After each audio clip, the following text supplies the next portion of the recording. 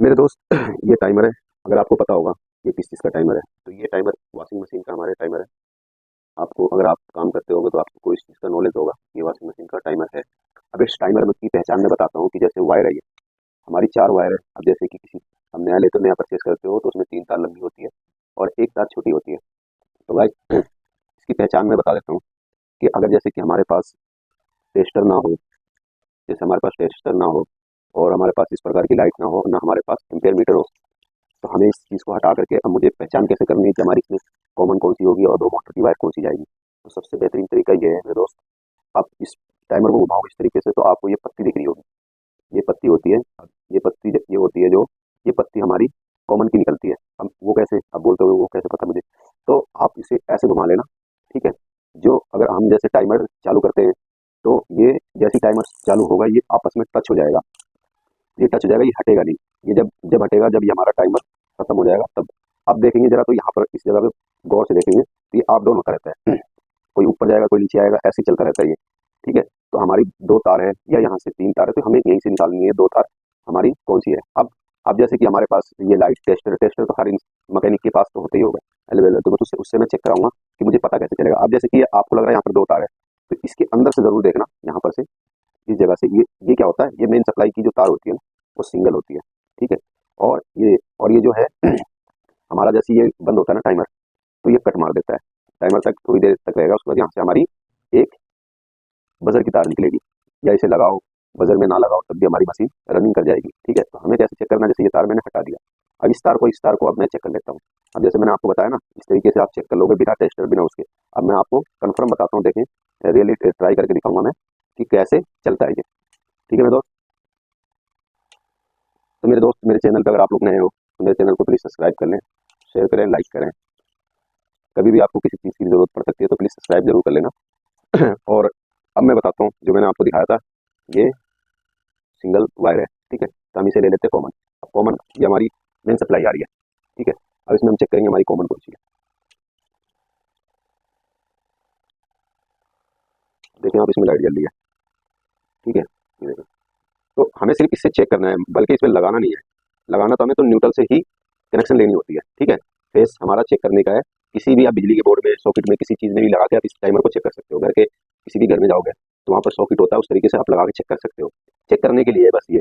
क्योंकि इसमें आपको पता नहीं चलेगा कि लाइट जल रही है नहीं जल रही है, ये न्यूट्रल में, तो ये न्यूट्रल में ही आपकी तार जाएगी, ठीक है दोस्त। कि कॉमन की दोनों मोटर की तार हमारी उसमें जाती है, सिर्फ कॉमन में ही जाती है, फिर वहाँ से टेप लग जाते हैं, उसके बाद प्रोसेस सारा न्यूट्रल का खेल होता है कट का, ठीक है। तो आप क्या करेंगे, यहाँ से सिर्फ चेक करेंगे, ये नहीं कि आप इसी में लगा दो, मशीन में जाके कॉमन की तार में जोड़ दो, तो ये क्या है, खराब हो जाएगा मोटर।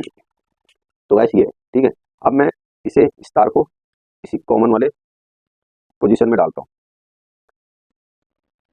अब जैसे मैंने ये डाल दिया, ओके। अब डालने के बाद मैंने इसे यहाँ रख दी। अब इसे ऑन कर दिया। अब इसे क्या करेंगे, एक एक करके हम चेक करेंगे सप्लाई आ रही है नहीं आ रही।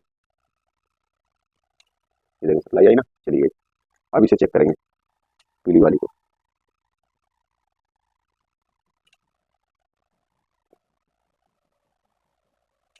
ये देख लें आ गई ना सप्लाई।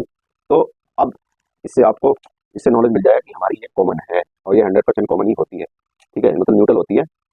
ओके, मैं कॉमन से चेक इसलिए कर रहा हूँ क्योंकि इसमें लाइट आती है। अब इसे क्या करना है आपको, इस तार को निकाल लेना। फिर ये इस प्रकार के हमारे पास बल्ब होते हैं, ऐसे फ्रीज का बल्ब होता है, ये हमेशा आप अपने पास रख लें क्योंकि ये कई जरूरत पड़ती है। आप क्या करें, एक बल्ब की तार ये लें और एक बल्ब की तार ये लें, दोनों तार को आपस में, दोनों तार को आपको क्या करना है, आपस में ज्वाइन कर लेना है, ओके। अब ये ज्वाइन करने के बाद आपको क्या करना है, एक तार को आपको, जो आपने मोटर के लिए निकाल रखे 2 तार, वो तार को आपस को इसमें जोड़ लेना है, ठीक है। आप देख लेना वीडियो बैक करके तो आपको पता चल जाएगा।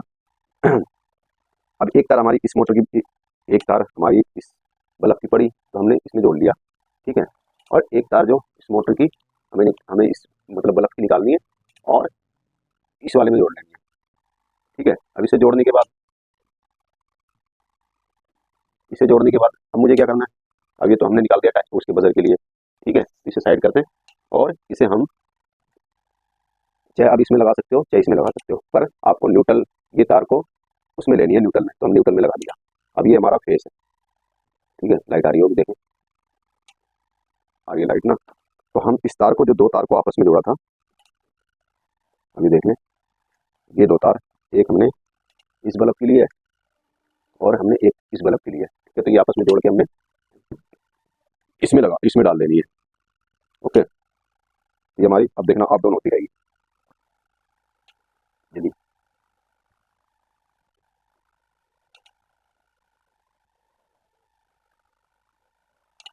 तो अब इससे मेरा पता चल गया ना, आइडिया लग गया ना कौन सी हमारी कॉमन कॉमन कभी भी देख लेना आपको, कई बार आप इसी तरीके से ट्रांसफर बॉडी होती है ना जिसमें, तो आप इस तरीके से निकाल के प्रॉपर तरीके से आप चेक कर सकते हो, ठीक है। इसमें कोई ज़्यादा वो नहीं है। अब इसी में हमारे पास 7 8 तार की आती है।